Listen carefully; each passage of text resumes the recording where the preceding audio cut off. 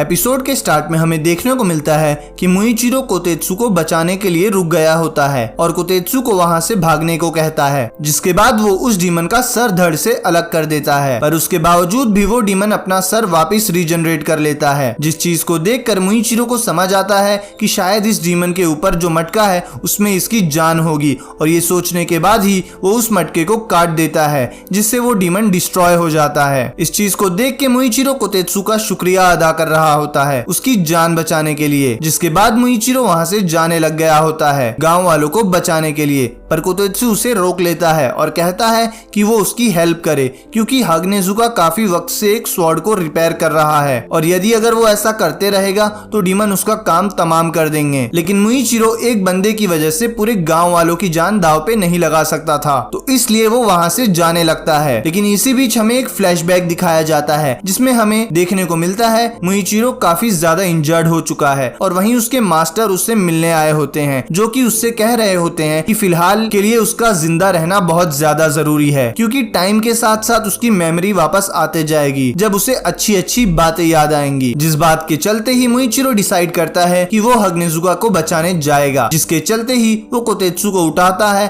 और यहाँ से निकल गया होता है। और मुइचिरो को लग रहा होता है कि कहीं वो गलत डिसीजन तो नहीं ले रहा कि पूरे गांव को छोड़ के एक बंदे को बचाने जाना सही रहेगा, लेकिन फिर वो सोचता है कि वो एक मिस्त हाशिरा है तो वो ऐसे कॉल आउट ले सकता है। जिसके बाद हमें तांजीरो दिखाई देता है जो कि उरुगी यानी कि एक डीमन से फाइट कर रहा होता है, और उससे फाइट करते हुए वो उस डीमन के 2 टुकड़े कर देता है, जिससे वो डीमन के 2 और सर बन जाते हैं और वो दोनों सर अपने डीमन आर्ट से तांजीरो पे अटैक कर देते हैं। जिस अटैक को सहते हुए तांजीरो को समझ आता है कि ये लोग जितनी बार स्प्लिट होंगे उनकी पावर उतनी ही कम होते जाएगी। इस चीज के चलते ही तांजीरो वो दोनों के सर के अंदर अपनी तलवार घुसेड़ देता है और साथ ही साथ उसे समझ आता है कि इनके जीभ में कुछ वर्ड्स लिखे हुए हैं जो इनकी फीलिंग्स को दर्शाते हैं। इसी बीच वहाँ उरुगी आ जाता है जो कि अपने पंखों की मदद से काफी ज्यादा तेज उड़ रहा होता है और अपने पंजों से तांजीरो पे अटैक कर रहा होता है। वहीं पर तांजीरो चाह कर भी उरुगी की स्पीड को मैच नहीं कर पाता, जिसकी वजह से वो बार बार उरुगी से डैमेज ले रहा होता है, जिसकी वजह से उसकी कंडीशन खराब हो गई होती है। और इस चीज को देख के उरुगी उस पे फुल फोर्स के साथ अटैक करता है, लेकिन इसके बावजूद तांजीरो उस पे अपनी तलवार से अटैक करता है, जिससे तांजीरो को समझ आता है कि भले ही उरुगी कितना भी स्पीड हो, लेकिन अगर उसके जीभ या गर्दन पे अटैक होता है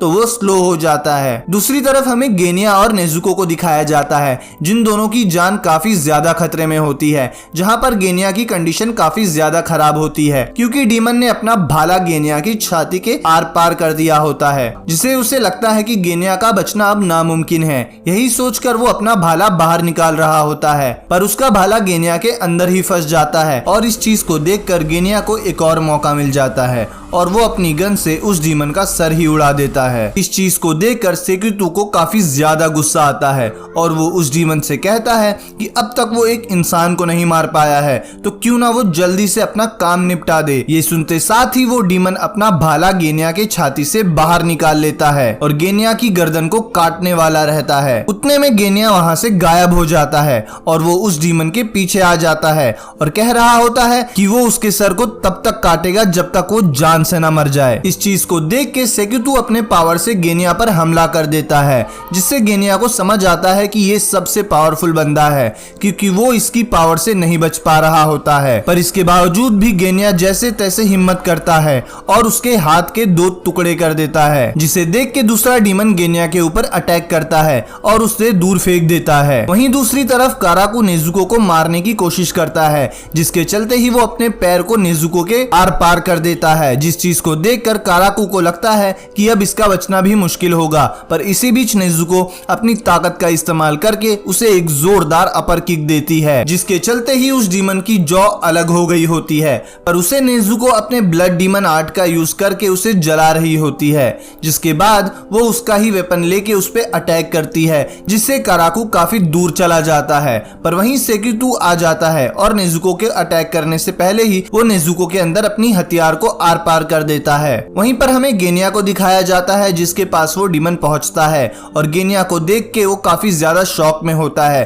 कि ये बंदा अभी तक जिंदा कैसे है। वहीं पर गेनिया उठकर खड़ा हो जाता है और किसी मंत्र का उच्चारण कर रहा होता है। इस चीज को देखकर डीमन उससे पूछता है कि भला वो मर क्यों नहीं रहा, जिस पर गेनिया उसे कहता है कि उसका पूरा नाम गेनिया शिनाजुकावा है और इस डीमन की मौत गेनिया के ही हाथों लिखी हुई है। दूसरी तरफ हमें तांजीरो को दिखाया जाता है जो कि उरुगी से फाइट कर रहा होता है और फाइट करते वक्त उसे समझ आ गया होता है कि वो यहाँ अपना टाइम वेस्ट नहीं कर सकता और उसे नेजुको और गेनिया को बचाने जाना है और इसलिए उसे दिमाग लगाकर कैसे भी यहाँ से निकलना होगा ताकि वो उन्हें बचा सके। इसके चलते ही उरुगी जैसे ही उसके अटैक करने आता है, इसके पहले ही तांजीरो उस डायरेक्शन की ओर भागने लगता है जहाँ पर गेनिया और नेजुको होते हैं, पर वहीं पर उरुगी को लग रहा होता है कि तांजीरो डर गया है और वो डर के मारे भाग रहा है और इसलिए वो ये मौका देखकर वो तांजीरो पर अटैक करने के लिए आगे बढ़ता है। बट वहीं पर तांजीरो उसके अटैक को डॉज करता है और तुरंत ही उरुगी के गले पे अटैक करता है, जिसकी वजह से उरुगी काफी ज्यादा स्लो हो गया होता है और इसी मौके का फायदा उठाते हुए तांजीरो अपनी तलवार को उसके आर पार कर देता है और वहीं उसे समझ आता है कि ये डीमन इतना हल्का है जिसकी वजह से ये इतनी तेजी से हवा में उड़ पा रहा है। वहीं इस चीज का फायदा उठाते हुए तांजीरो उससे उस डायरेक्शन में ले जा रहा होता है जहां गेनिया और नेजुको होते हैं, जहां पर कुछ पल में ही वो दोनों उस बिल्डिंग में पहुंच गए होते हैं। जहां पहुंचते साथ ही तांजीरो को दिखता है कि सेक्यूरिटी ने अपने हथियार को नेजुको के गर्दन के आर पार कर दिया होता है। इस चीज को देखकर तांजीरो को काफी ज्यादा गुस्सा आता है और वो उस डीमन पे अटैक करने के लिए और साथ ही साथ नेजुको को बचाने के लिए आगे बढ़ गया होता है। इस चीज को देखकर डीमन अपने हाथों से एक और हथियार बनाता है और तांजीरो पे अटैक कर देता है, लेकिन तांजीरो उरुगी के पैरों से उस अटैक को बचा लेता है। जहां पर तांजीरो अपना दिमाग यूज करता है और हमें पता चलता है कि एक डीमन की पावर दूसरे डीमन पे असर नहीं करेगी, जिसकी वजह से तांजीरो ने पलक झपकते ही उरुगी के पैर को काट लिया होता है, जिससे सेक्यूटू की पावर उस पर काम नहीं कर रही होती है।